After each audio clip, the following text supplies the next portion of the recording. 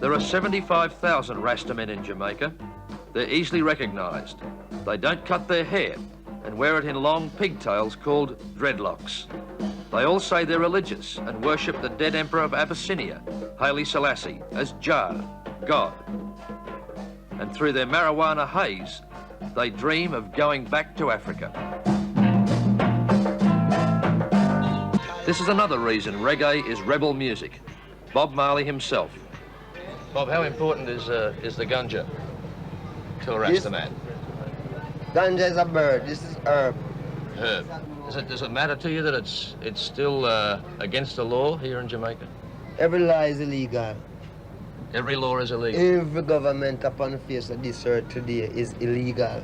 Not one of them is legal. Since independence in 1962, Jamaica has been plagued by vicious urban crime. Only a few years back in the mid-70s, what seemed to be mindless killing was so widespread, police gave up keeping a record of the number of people being murdered. By 1974, street violence and shootings were so rampant that the Manly government felt obliged to introduce some very tough anti-gun laws. And any Jamaican found with a firearm in his possession wound up at this place, what became known as the notorious gun court. And it's a pretty awesome-looking deterrent. And even today, some 5 years later, there are still about 120 men inside that place. Hey man, what are you doing? Do you think any of the Rastas have been involved in the killings in Jamaica over the years, or that's somebody else? Rasta is involved in progress, in making understanding, like preaching traditional culture to people. Rasta no killers.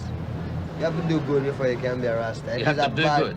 If he's baddie, then you're bad. If he's goodie, then you're good. What would I have to do to be a Rastafari? Well, the first need have to be born again. Born again? Yeah. Would I have to be black? Do you have a choice? If No, you have I a don't. choice, you better be black if you have a choice. But if you don't have a choice, come as what God sent you is, right? Bob, is the message of Rastafari that you should go back to Africa? Yes, and that the earth must rule by Africa. Forward. One government.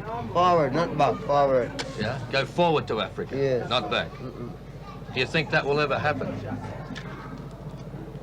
Do you really believe that will happen? Yeah. Even if the ganja-smoking Marley, ripped out of his head most of the day, seems hard to take seriously, there are Jamaicans like journalist Colin Campbell who don't write him off. In terms of the words which comes out of Bob Marley's music, in his lyrics, I think he's most definitely a leader. He is a leader in terms of the voice of the ghetto.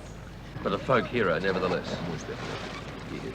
And probably the greatest contemporary folk hero. Studio One, as we welcome our friends from Australia, our brothers George, Vernon, Gordon, and Peter. Okay, from Channel 9, now at 10 to 11 o'clock, before we get to Tough Gang at 11, we're going to bring on the kids.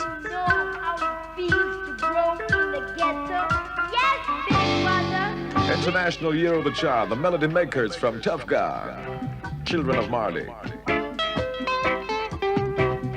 And these children are playing in the streets, observed and observed by those looking on. 10 to 11 o'clock. Children playing in the streets. On broken bottles and rubbish heap. Another little baby got nothing to eat. Cola in the ghetto, bitter was sweet. Sitting in the darkness, searching for the light. Struggling in the ghetto, trying to do the right. 90% of Jamaicans are black, and 90% of Jamaicans are poor, and they're the same people. This is the only place these kids have got to play, on the street. They live in this area. It's called Trenchtown. It's in the western suburbs of Kingston, the capital. And somebody once quaintly called this area a human garbage tip. Well, being here and seeing how the people live, it's certainly easy to see why Trenchtown doesn't make it onto the travel brochure. Sitting in the darkness, searching for the light. Bob Marley was born in Trenchtown. He told us not to go there alone, said we needed security, what we would call protection money. A bunch of Marley's friends wanted $1,000 to take us into the ghetto.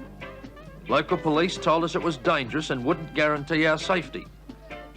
We took a chance and were lucky. We met these men, former Trenchtown gunmen, street fighters who wanted us to film the filth they live in. What about the kids? They get it pretty tough too. The most important thing is the kids. Because all they do is play in the streets. Yeah. So just look at the kids, right? Most of these kids here don't have no home for themselves right now. They don't have homes. I mean, like, they're in they live in a rented place right now. Yeah. Jamaican poverty is violent poverty. And the dirt poor in Trenchtown often have nothing to do but fight, usually among themselves. You notice all the buildings here are burnt out and... Yeah. What, there used to be buildings here? Yeah. Caused to the fighting. Yeah? Yeah, What, bad fighting? We have a fire burn for about a week, don't we? People get killed? Yeah, a lot of people get killed. dead too. Yeah? How many people get killed when you're fighting? Well, I'd put it at estimate about 700 and something people die. In about 6 years? Yeah, in the politics. What were they fighting for? Well, We don't know. Well, nobody know what the fight was about. I really don't know. no, we just... It was politics. Why did it stop? Well, it was a peace. A peace truce? Yeah, the two sides call a peace treaty, like, and reason it out, and we had some music going on for about 3 months, and we get ourselves together. The music's pretty important. Yeah, Eh? and I feel like that, reggae music. And Reggae music's pretty important. Yeah, But you're saying that the reggae music helps you to come to a peace truce? Yeah.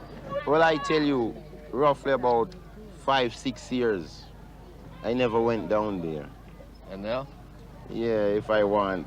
I wouldn't go down there anyway. Not taking any chances. No. We're the survivors. Yes, the black survivors.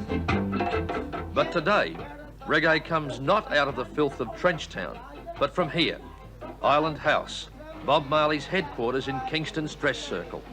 These days, Marley and the Wailers are surviving nicely, from recording in tin shacks to this sophisticated studio. We're the survivors. The gunja heads have also become business heads. Some Jamaicans think stars like Marley have sold out, that the music of the slum people has merely become music to the ears of the world's white pop promoters. But Bob reckons BMW stands for Bob Marley and the Wailers. Have you made a lot of money out of your music? Money. I mean, how much is a lot of money to you? Yeah, that's a good question. Have you made, say, millions of dollars? No. Are you a rich man?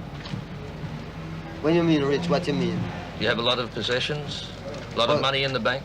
Position make you rich? I don't have that type of richness. My richness is life, forever. Even though the temptation is to laugh at a stoned Jamaican musician who worships a dead Ethiopian dictator, Bob Marley's view of the plight of the black man is hard to knock. The black survivors. We're the survivors. A good man is